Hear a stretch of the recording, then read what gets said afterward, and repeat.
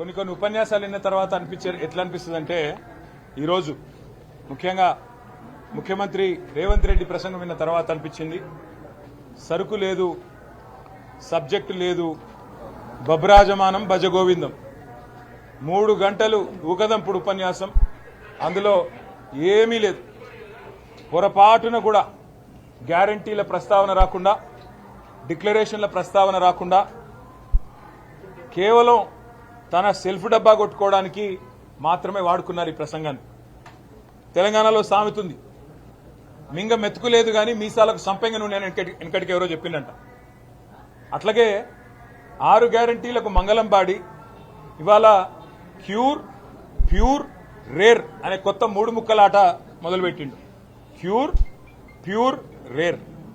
కానీ ఈ ప్రభుత్వానికి పర్ఫెక్ట్ గా సెట్ అయ్యే మోడల్ క్యూర్ మోడల్ కాదు, ప్యూర్ మోడల్ కాదు, రేర్ మోడల్ కాదు.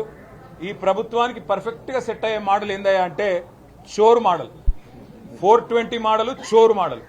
ఎందుకంటే ఇన్ని చోర్ మాటలు, ఇన్ని 420 హామీలు ఇచ్చిన ముఖ్యమంత్రి, నాయకుడు బహుశా ఈ దేశ చరిత్రలో ఎవరు కూడా లేరు.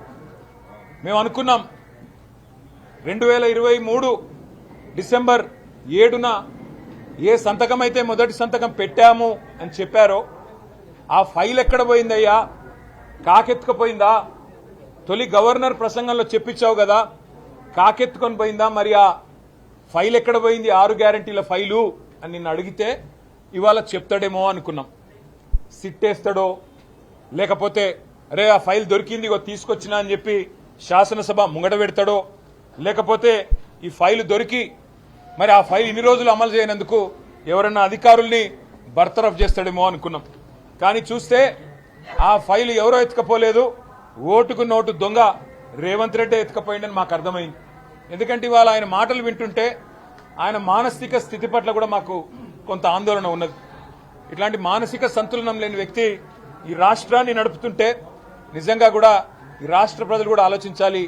ఈ మహానుభావుణ్ణి ఇంకో 2-2.5 ఏళ్లు భరించాలి అంటే ఏ రకంగా భరించాలి ఆలోచించమని నేను చెప్పి కోరుతా ఉన్నా. మాకు అనుమానం వచ్చింది, ఈ 6 గ్యారంటీల ఫైల్ ఏదైతే ముఖ్యమంత్రి గారు సంతకం పెట్టారు అని తొలి గవర్నర్, ఆనాటి తెలంగాణ గవర్నర్ సౌందరరాజన్ గారు చెప్పారో, ఈ ప్రభుత్వం వచ్చిన తర్వాత మరి ఆ ఫైల్ ఏమన్నా మొన్న ఫోరెన్సిక్ ల్యాబ్ లో కాలిపోయిందేమో, ఆ అగ్ని ప్రమాదంలో ఏదైతే అనుమానాస్పదంగా జరిగిన అగ్ని ప్రమాదం ఉంది కదా అక్కడేమన్నా పోయిందేమో అనుకున్నాం.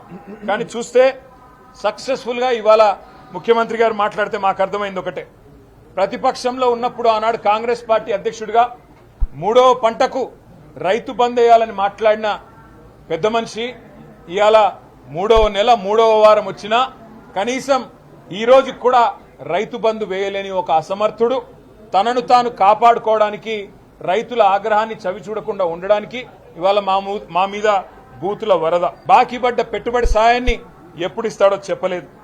రైతు బంధు మరి ఇవాళ రాహుల్ బంధుగా మారిపోయింది. ఆయన చెప్తున్నాడు చాలా గొప్పగా, నేను రైతు బంధు వేసినా కానీ పడ్డదో లేదో నాకు తెలియదు అని. మేము అడుగుదాం అనుకున్నాం, మరి వేసినావు, ఏ ఖాతాలో వేసినావో చూసుకోలేదా? రైతుల ఖాతాల్లో వేసినావా, రాహుల్ గాంధీ గారి ఖాతాల్లో వేసినావా? చెప్తాడేమో అనుకున్నాం, పత్తా లేడు.